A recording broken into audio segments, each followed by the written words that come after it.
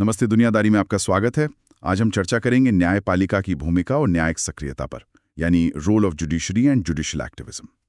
India के लोकतंत्र के, जैसा हम जानते हैं, 3 मेन पिलर्स हैं: लेजिस्लेचर, एग्जीक्यूटिव और जुडिशरी। विधायिका, कार्यपालिका और न्यायपालिका, इनमें से जुडिशरी का रोल बड़ा इंटरेस्टिंग रहा है, काफी बदला है समय के साथ। हाँ, बिल्कुल। आज़ादी के बाद, स्पेशली 1970s से, जुडिशरी ने सिर्फ कानून की व्याख्या करने वाले एक रेफरी की भूमिका से आगे बढ़कर कॉन्स्टिट्यूशनल वैल्यूज और फंडामेंटल राइट्स के एक एक्टिव गार्डियन की भूमिका निभाई है। बिल्कुल सही कहा आपने। तो ये सफर कैसा रहा, इसमें क्या मोड़ आए और इसके मायने क्या हैं आज? चलो इसी पर आज गहराई से बात करते हैं। बिल्कुल। और इसे समझने के लिए मुझे लगता है सबसे पहले ये देखना जरूरी है कि हमारे कॉन्स्टिट्यूशन ने जुडिशरी को क्या स्ट्रक्चर और क्या पावर्स दिए हैं, है ना? हाँ, ये फाउंडेशन समझना जरूरी है। देखिए, स्ट्रक्चर काफी क्लियर है। एक हायरार्की है। सबसे ऊपर एपेक्स कोर्ट है हमारा सुप्रीम कोर्ट, अनुच्छेद 124 के तहत। फिर राज्यों के स्तर पर हाई कोर्ट्स हैं, अनुच्छेद 214, और उनके नीचे फिर जिला और सत्र न्यायालय, जिन्हें हम सबऑर्डिनेट कोर्ट्स कहते हैं, वो आते हैं। ठीक है, स्ट्रक्चर तो क्लियर है। पावर्स क्या क्या है? पावर्स कई हैं, लेकिन कुछ बहुत महत्वपूर्ण हैं। सबसे पहले जुडिशियल रिव्यू की शक्ति।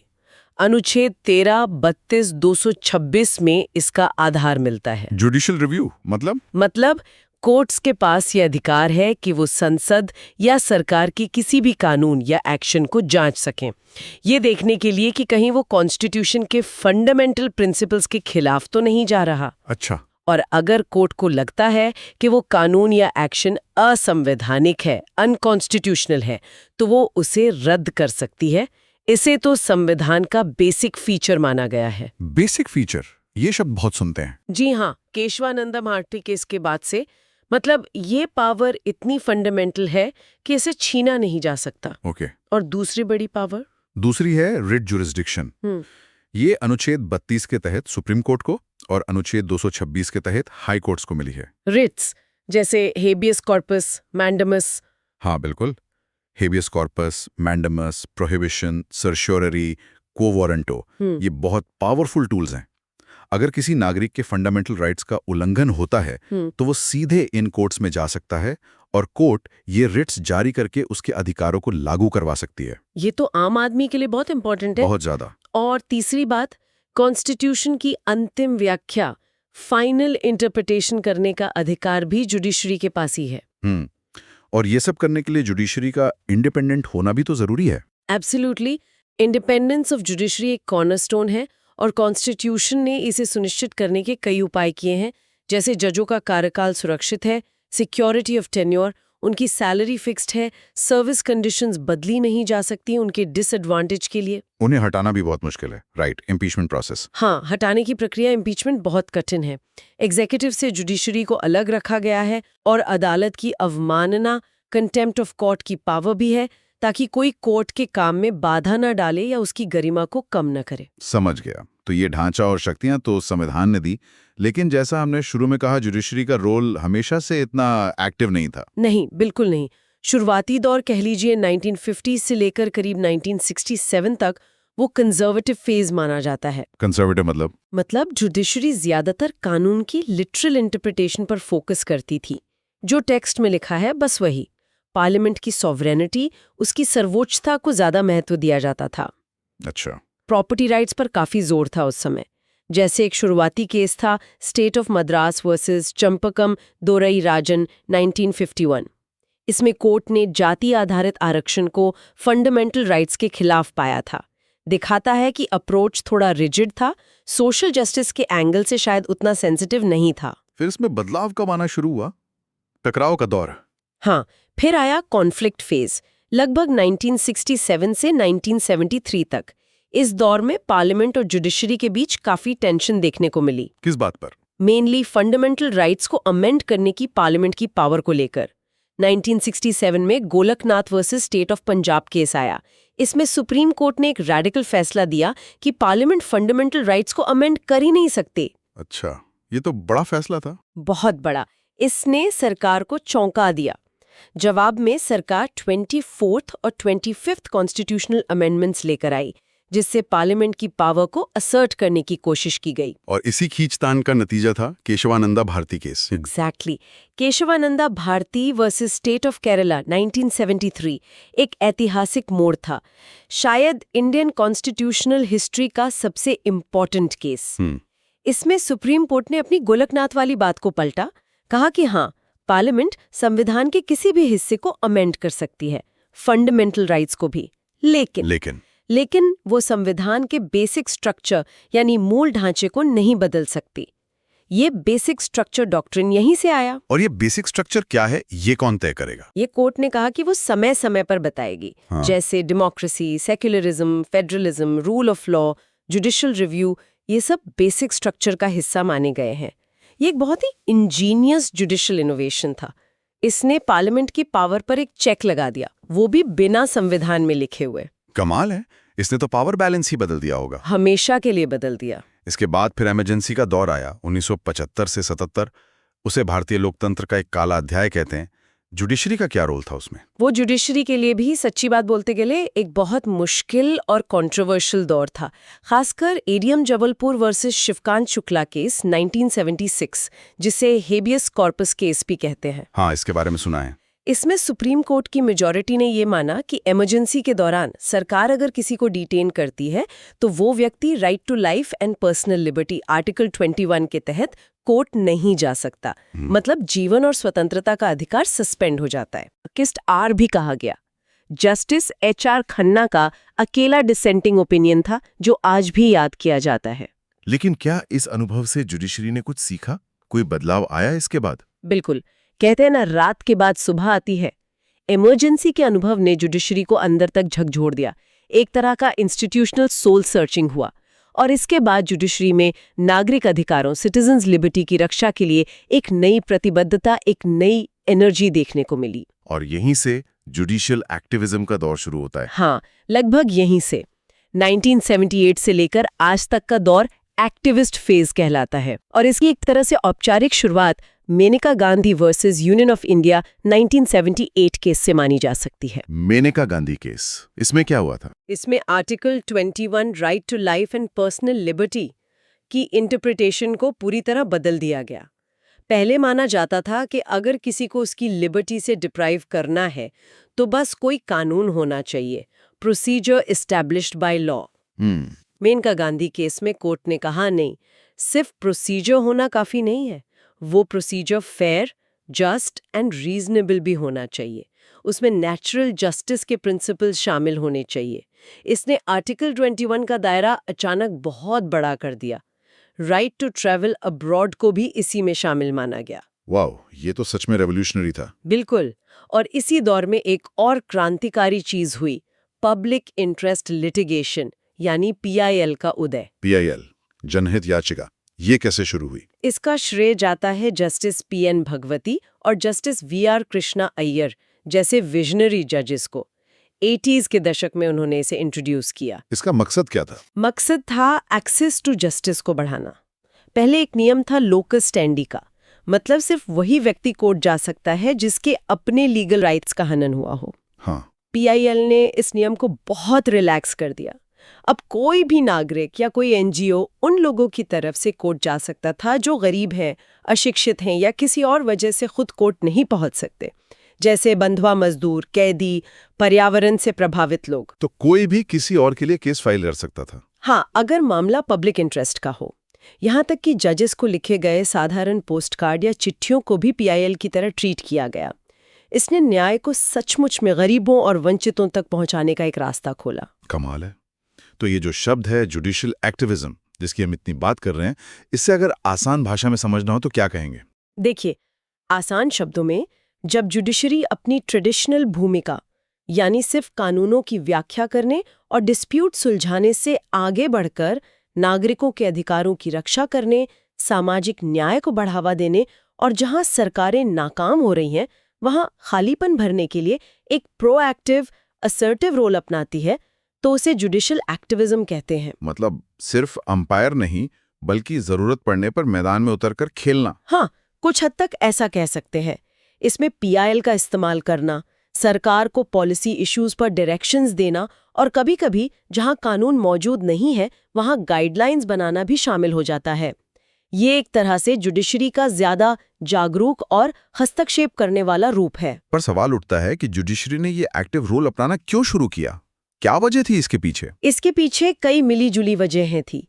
एक बहुत बड़ा फैक्टर था लेजिस्लेटिव और एग्जीक्यूटिव इनएक्शन या फेलियर। मतलब सरकारें अपना काम ठीक से नहीं कर रही थी? हाँ, कई जरूरी सामाजिक मुद्दों पर जैसे बंधुआ मजदूरी खत्म करना, पर्यावरण प्रदूषण रोकना, जेलों में सुधार लाना, अंडर ट्रायल्स की रिहाई, इन सब पर जब विधायिका और कार्यपालिका ढीली रहीं या नाकाम रहीं तो लोगों ने उम्मीद से जुडिशरी की तरफ देखा और कोर्ट को लगा कि उसे हस्तक्षेप करना चाहिए। कॉन्स्टिट्यूशनल मैंडेट भी एक वजह रही होगी। बिल्कुल। हमारे संविधान की preamble, fundamental rights, directive principles of state policy DSPs, ये सब न्याय, स्वतंत्रता, समानता, बंधुत्व जैसे मूल्यों की बात करते हैं। ये सिर्फ कागजी बातें न रह जाएं, इन्हें हकीकत बनाने का एक तरह का नैतिक दबाव जुडिशरी पर भी था। इमरजेंसी का अनुभव भी शायद एक फैक्टर था। हाँ, इमरजेंसी का ट्रॉमा भी एक बड़ा कारण था। जुडिशरी ने महसूस किया कि भविष्य में एग्जीक्यूटिव पावर के ऐसे अब्यूज को रोकने के लिए उसे ज्यादा सतर्क और मजबूत बनना होगा। भारत की सामाजिक सच्चाई भी तो एक वजह होगी, गरीबी, असमानता। डेफिनेटली। भारत में गहरी सामाजिक और आर्थिक असमानताएं हैं, जातिगत भेदभाव है। इन समस्याओं ने भी जुडिशरी को मोटिवेट किया कि वो सोशल जस्टिस के लिए एक्टिव रोल निभाए। PIL जैसे मैकेनिज्म ने एक्सेस टू जस्टिस को आसान बनाया, जिससे आम लोगों की उम्मीदें भी जुडिशरी से बढ़ गईं। उन्हें लगा कि कोर्ट उनकी सुन सकती है। अच्छा, तो ये एक्टिविज्म प्रैक्टिस में कैसे दिखता है? किन तरीकों या मैकेनिज्म से जुडिशरी एक्टिव रोल निभाती है? सबसे प्रोमिनेंट मैकेनिज्म तो PIL ही है। इसने लोकस स्टैंडी को लिबरलाइज किया, जैसा हमने बात की। हाँ। दूसरा बड़ा तरीका है आर्टिकल 21 की बहुत expensive interpretation. Right to life को सिर्फ फिजिकल एग्जिस्टेंस तक सीमित नहीं रखा गया। इसमें क्या क्या शामिल हो गया? Environment, right to health, right to education, right to shelter, right to privacy, right to food, right to water, एक लिस्ट लंबी है। ये जुडिशरी की इंटरप्रेटिव क्रिएटिविटी थी जिसने आर्टिकल 21 को एक अम्ब्रेला राइट बना दिया। ये तो कमाल की बात है। और कोई तरीका? एक और महत्वपूर्ण तरीका है कंटिन्यूइंग मैंडेमस। ये तब इस्तेमाल होता है जब मामला बहुत कॉम्प्लेक्स हो और लंबे समय तक मॉनिटरिंग की जरूरत हो, जैसे एनवायरमेंटल पोल्यूशन या ह्यूमन राइट्स वायलेशन के केसेस में। इसमें कोर्ट क्या करती है? इसमें कोर्ट केस को फाइनलिटी से डिस्पोज ऑफ नहीं करती, बल्कि वो लगातार मामले की सुनवाई करती रहती है, सरकार या एजेंसीज को निर्देश देती रहती है, प्रोग्रेस मॉनिटर करती है और जरूरत पड़ने पर कोर्ट कमिश्नर्स या एक्सपर्ट कमिटीज भी अपॉइंट करती है। अच्छा, मतलब फॉलोअप चलता रहता है। बिल्कुल। और चौथा तरीका जो थोड़ा कंट्रोवर्शियल भी है, वो है जुडिशियल लेजिस्लेशन। मतलब कोर्ट का कानून बनाना, ये कैसे हो सकता है? ये तब होता है जब किसी इम्पॉर्टेंट इशू पर या तो कोई कानून होता ही नहीं है, या जो कानून है वो बिल्कुल नाकाफी होता है। ऐसे में पब्लिक इंटरेस्ट में कोर्ट खुद डिटेल गाइडलाइंस या डायरेक्शंस जारी कर देती है, जो तब तक कानून की तरह लागू रहती हैं जब तक पार्लियामेंट उस पर कोई प्रॉपर लेजिस्लेशन नहीं बना देती। ओह, इसके उदाहरण हैं? हाँ, बिल्कुल है। चलिए कुछ लैंडमार्क केसेस देखते हैं जहां ये एक्टिविज्म साफ दिखता है। एनवायरनमेंट के क्षेत्र में तो जुडिशरी का काम जबरदस्त रहा है। हाँ, MC मेहता का नाम बहुत सुना है। जी, MC मेहता ने बहुत सारी PILs डाली, जैसे दिल्ली में ओलियम गैस लीक केस 1987। हाँ। इसमें सुप्रीम कोर्ट ने एब्सोल्यूट लायबिलिटी का सिद्धांत दिया। मतलब अगर कोई खतरनाक इंडस्ट्री चला रहा है और उससे कोई हादसा होता है तो उसकी लायबिलिटी एब्सोल्यूट होगी, कोई डिफेंस नहीं चलेगा। ये स्ट्रिक्ट लायबिलिटी से भी ज्यादा स्ट्रिंजेंट था। ये तो बड़ा कदम था इंडस्ट्रियल सेफ्टी के लिए। बहुत बड़ा। फिर Vellore citizens welfare forum case 1996 आया। इसमें कोर्ट ने पोल्यूटर पेस प्रिंसिपल, जो प्रदूषण करेगा वो भुगतान करेगा, और प्रिकॉशनरी प्रिंसिपल, पर्यावरण को नुकसान होने का खतरा हो तो एहतियात बरतो, भले ही साइंटिफिक सर्टेनिटी न हो, को इंडियन एनवायरमेंटल जूरिस्प्रूडेंस का इंटीग्रल पार्ट बना दिया। ये प्रिंसिपल्स तो अब स्टैंडर्ड बन गए। बिल्कुल। और याद है दिल्ली में CNG वाला मामला? MC मेहता केस 1998 में ही सुप्रीम कोर्ट ने दिल्ली के पब्लिक ट्रांसपोर्ट को डीजल से CNG पर शिफ्ट करने का आदेश दिया था। प्रदूषण रोकने के लिए एक बहुत बड़ा और मुश्किल फैसला था, पर कोर्ट ने करवाया। हाँ, ये तो याद है। लाइफ एंड डिग्निटी के मामलों में एक्टिविज्म कैसे दिखा? जैसे Bandhua Mukti Morcha versus union of India 1984 case था, बंधुआ मजदूरी के खिलाफ। कोर्ट ने कहा कि आर्टिकल 21 सिर्फ फिजिकल एग्जिस्टेंस नहीं, बल्कि ह्यूमन डिग्निटी के साथ जीने का अधिकार देता है। बंधुआ मजदूरी इसका उल्लंघन है। फिर Olga Tellis versus Bombay municipal corporation 1985 case था, पेवमेंट ड्वेलर्स के बारे में। कोर्ट ने माना कि राइट टू लाइवलीहुड आर्टिकल 21 का हिस्सा है, क्योंकि जीने के लिए आजीविका जरूरी है। फुटपाथ पर रहने वालों को मनमाने ढंग से हटाने से रोका गया।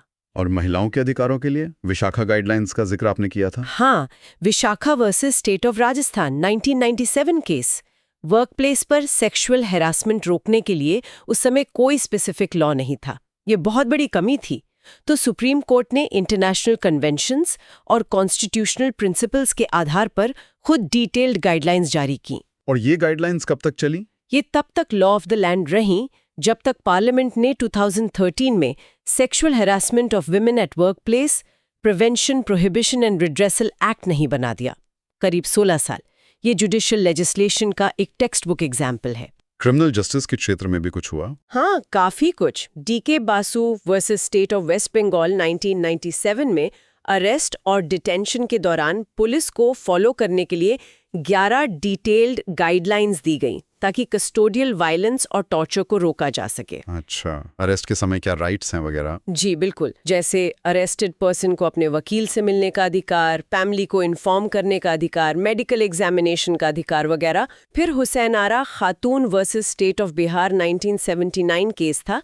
ये पीआईएल के शुरुआती और बहुत इम्पैक्टफुल केसेस में से एक था। इसमें क्या हुआ था? इसने बिहार की जेलों में बंद हजारों अंडर ट्रायल प्रिजनर्स की दुर्दशा को उजागर किया, जो सालों से बिना ट्रायल के बंद थे। कोर्ट ने कहा कि स्पीडी ट्रायल आर्टिकल 21 के तहत एक फंडामेंटल राइट है और बहुत से कैदियों को रिहा करने का आदेश दिया। एजुकेशन के अधिकार पर भी कोर्ट ने कुछ कहा? हाँ, उन्नी Krishnan versus state of Andhra Pradesh 1993 case में कोर्ट ने कहा कि राइट टू एजुकेशन आर्टिकल 21 के राइट टू लाइफ से जुड़ा हुआ है और 14 साल तक के बच्चों के लिए ये एक फंडामेंटल राइट है।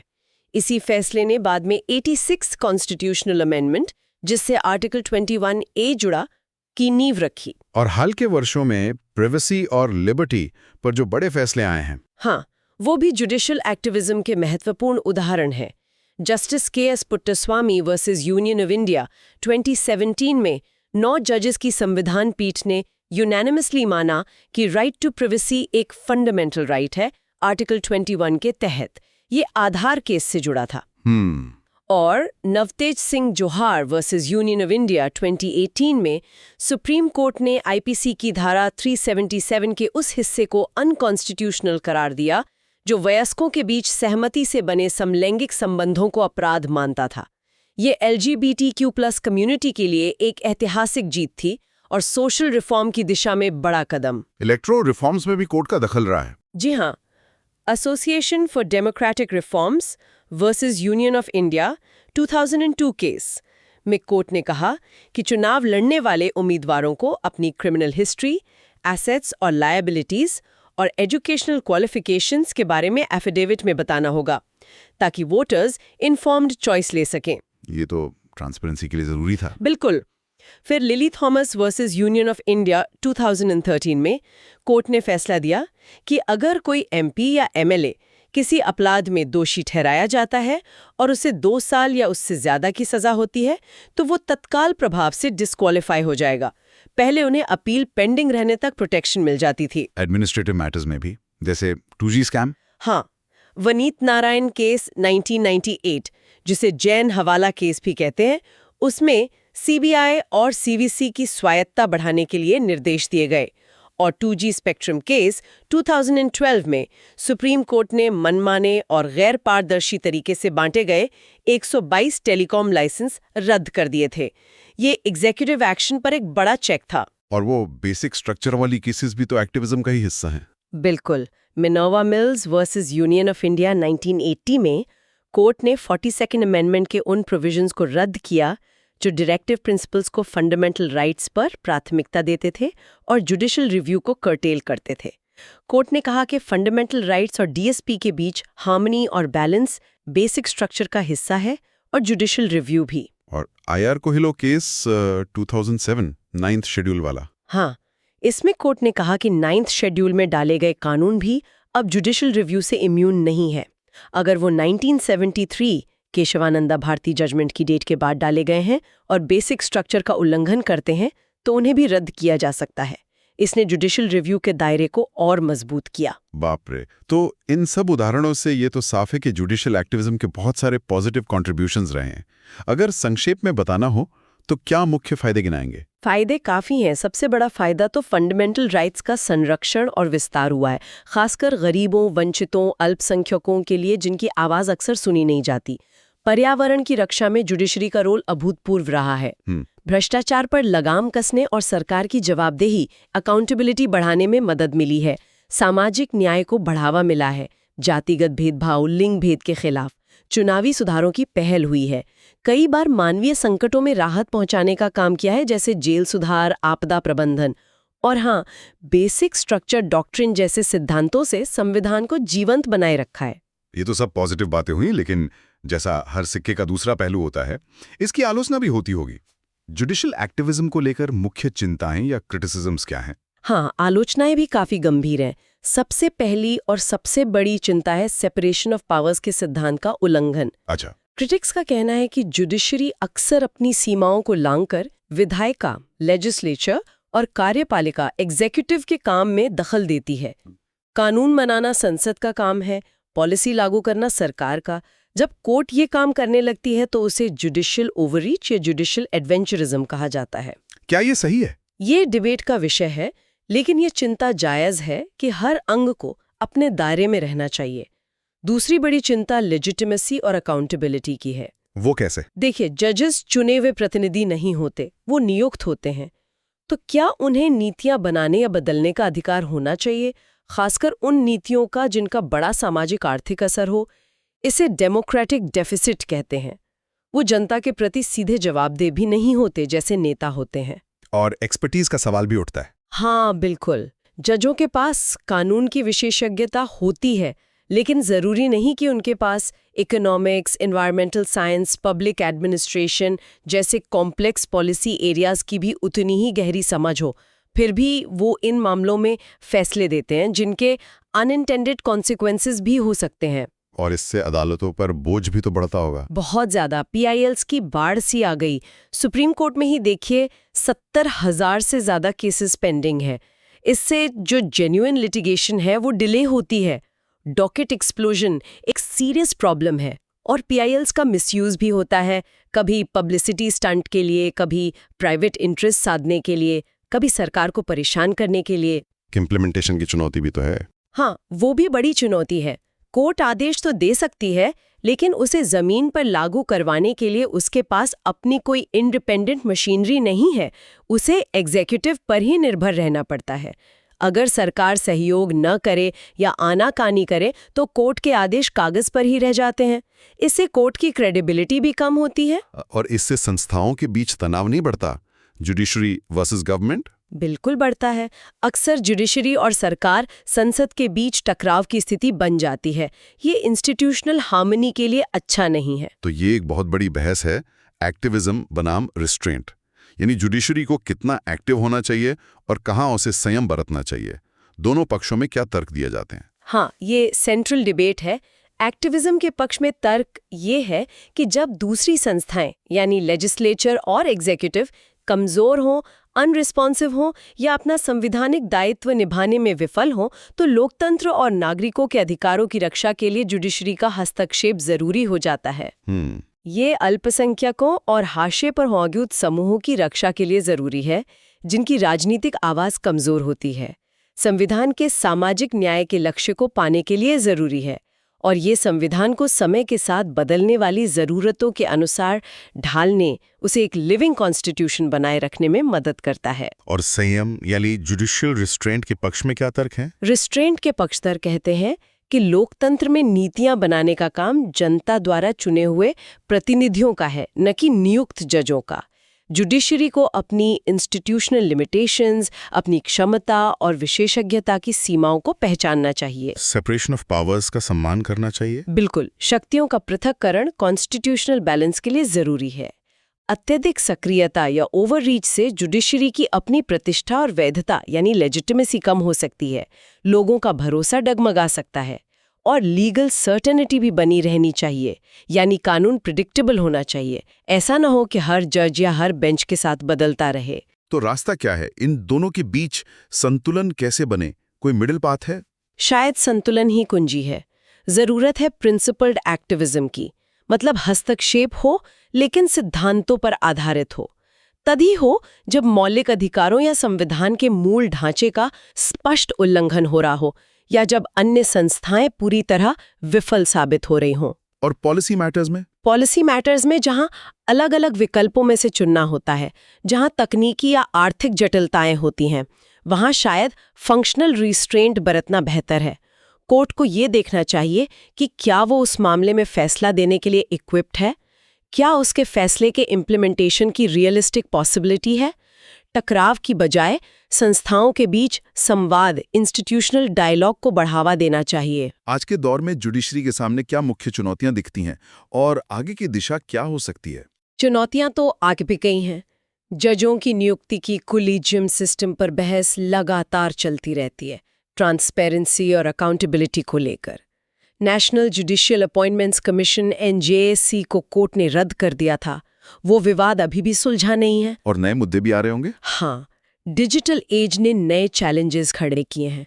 Data privacy, online free speech, cyber crime, artificial intelligence का रेगुलेशन, इन सब पर जुडिशरी को डील करना पड़ रहा है। एनवायरनमेंट वर्सेस डेवलपमेंट का संतुलन हमेशा एक मुश्किल सवाल रहता है। आर्थिक मामलों में कोर्ट के हस्तक्षेप की सीमा क्या हो, इस पर भी बहस होती है। तो आगे क्या? कुछ सुधारों की बात होती है, क्या रिकमेंडेशंस दिए जाते हैं? हाँ, सुधारों के लिए कई सुझाव दिए जाते हैं, जैसे नियुक्ति प्रक्रिया में ज्यादा ट्रांसपेरेंसी और ऑब्जेक्टिविटी लाने की जरूरत है, जुडिशरी की क्षमता बढ़ाने की जरूरत है, ज्यादा जज, बेहतर इंफ्रास्ट्रक्चर, टेक्नोलॉजी का इस्तेमाल, कॉम्प्लेक्स टेक्निकल या इकोनॉमिक मामलों के लिए स्पेशलाइज्ड बेंचेस बनाने का सुझाव भी आता है। PIL के मिसयूज को रोकने के लिए? हाँ, PIL के दुरुपयोग को रोकने के लिए स्क्रीनिंग मैकेनिज्म को मजबूत करने की जरूरत है। कोर्ट के आदेशों का प्रभावी क्रियान्वयन यानी इम्प्लीमेंटेशन कैसे सुनिश्चित हो, इस पर फोकस करने की जरूरत है। और सबसे महत्वपूर्ण, जैसा हमने पहले कहा, एक्टिविज्म और रिस्ट्रेंट के बीच कब, क्यों और कैसे का एक स्पष्ट वैचारिक ढांचा यानी नॉर्मेटिव फ्रेमवर्क विकसित करने की जरूरत है, जो जुडिशियल डिस्क्रेशन को गाइड कर सके। तो संक्षेप में कहें तो भारतीय न्यायपालिका का सफर एक पारंपरिक, कुछ हद तक पैसिव भूमिका से एक बेहद सक्रिय संरक्षक की भूमिका तक कर रहा है। बिल्कुल, जुडिशियल एक्टिविज्म खासकर PIL और आर्टिकल 21 की उदार व्याख्या के जरिए सामाजिक न्याय दिलाने और नागरिकों के अधिकारों की रक्षा करने में एक बहुत महत्वपूर्ण और सकारात्मक भूमिका निभाई है, इसमें कोई शक नहीं। लेकिन इसके साथ जुड़ी चिंताएं भी वास्तविक हैं और नजरअंदाज नहीं की जा सकती, चाहे वो सेपरेशन ऑफ पावर्स का सवाल हो, लेजिटिमेसी का, या फिर जुडिशियल कैपेसिटी का। हाँ, ये चिंताएं भी उतनी ही रियल हैं। इसलिए भविष्य का रास्ता शायद न्यायिक बुद्धिमत्ता और संयमित हस्तक्षेप के संतुलन में ही है। जरूरत इस बात की है कि कोर्ट सही समय पर, सही कारणों से और संवैधानिक दायरे में रहकर अपनी महत्वपूर्ण भूमिका निभाए। और एक अंतिम विचार जिस पर शायद श्रोता सोच सकते हैं, क्या न्यायिक सक्रियता हमेशा आम नागरिक के लिए न्याय को सच में सुलभ बनाती है, या ये कभी-कभी व्यवस्था को और अधिक जटिल और अप्रत्याशित भी बना देती है? इस पर विचार किया जा सकता है। ठीक है, तो हमें उम्मीद है कि आपको आज की ये चर्चा पसंद आई होगी। सामान्य अध्ययन विषयों पर ऐसी और चर्चाओं के लिए हमारे चैनल को सब्सक्राइब करें। धन्यवाद। जय हिंद।